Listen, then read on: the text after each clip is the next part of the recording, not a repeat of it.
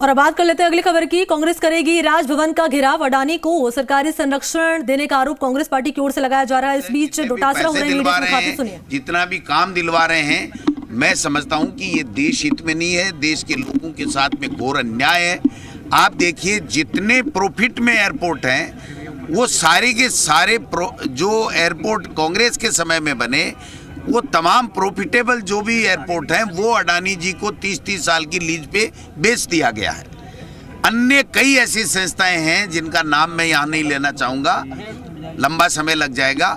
उनको जहाँ profitable PUC है, वो सारी की सारी अडानी जी को दी जा रही हैं। जो विदेश में कोई भी बिजनेस है जिसमें प्रॉफिट होना है, वो अडानी जी को दिया जा रहा है और उनके ऊपर कोई कैप नहीं है। और गरीब अगर एक भैंस का, गाय का, बकरी का लोन लेना चाहता है तो उसके लिए इतनी फॉर्मेलिटियां हैं कि वो उस गरीब को बैंक लोन नहीं देता है, और इनको चाहे जितना लोन ले। अब आप बताइए, हमारा LIC का पैसा अडानी जी को दिया, उस पैसे को ट्रांसफर अडानी जी ने एयरपोर्ट के लिए किया, और जो लाखों रुपए प्रतिदिन जो कमाई आती है, हजारों करोड़ रुपए जो महीने के आते हैं, वो अडानी जी के प्रॉफिट के रूप में उनके खाते में जाते हैं। तो ये कहाँ का न्याय है? इसके लिए जब राहुल गांधी जी और हमारे देश के नेता जब लोकसभा और राज्यसभा में बोलना चाहते हैं तो उनको बोलने नहीं दिया जाता है।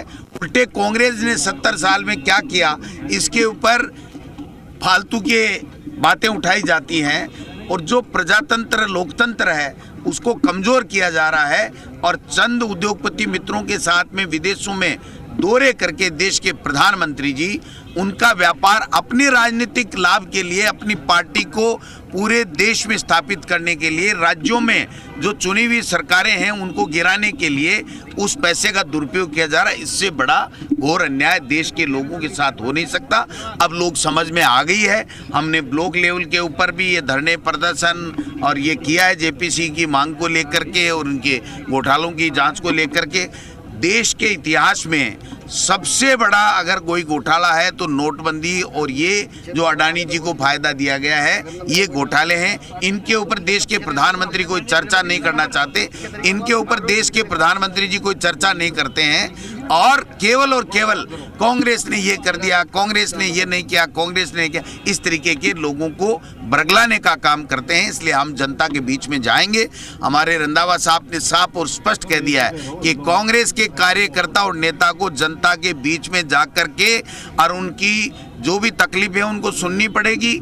उनको जो सही बात है, केंद्र की मोदी जी के खिलाफ में जो बातें हैं, जो उनकी गलत नीतियां हैं, उनको बताना पड़ेगा। और हमारी सरकार जो अच्छा काम कर रही है, जो अच्छी फ्लैगशिप योजनाएं लेकर के आ रही है, जिसकी देश और दुनिया में चर्चाएं हैं, उनको लोगों को जाकर के बता करके उनको उनका लाभ दिलाना पड़ेगा। ये सब काम करना पड़ेगा। संगठन हमेशा इस बात के लिए प्रयास करता है कि हम लोगों के बीच में जाकर के ज़्यादा से ज़्यादा हमारी सरकार की लोकप्रिय योजनाओं को लाभ लोगों को कैसे मिले, इसका प्रयास करें। और केंद्र की मोदी सरकार की जो गलत नीतियां हैं उनको हम जनता में बताएं, जिससे 2023 में हम लोग पुनः यहाँ राजस्थान में सरकार बनाएं और 2024 में मोदी का दिल्ली का तख्ता पलट करें। कांग्रेस जिंदाबाद।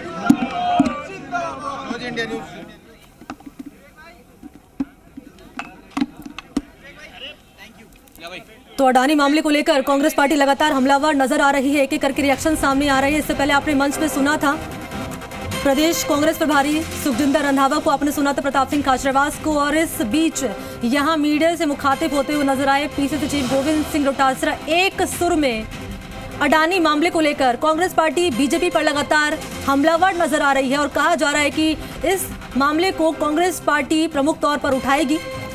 कई तरह के और आरोप लगाए गए हैं कांग्रेस पार्टी की ओर से BJP पर। और एक महत्वपूर्ण बात जिसका जिक्र कांग्रेस पार्टी की ओर से लगातार किया जा रहा है कि अडानी मामले को लेकर JPC की मांग विपक्षी पार्टी लगातार कर रही है। आखिर क्यों JPC से इस मामले की जांच क्यों नहीं करवाई जा रही, ये सवाल कांग्रेस पार्टी की ओर से लगातार उठाए जा रहे हैं।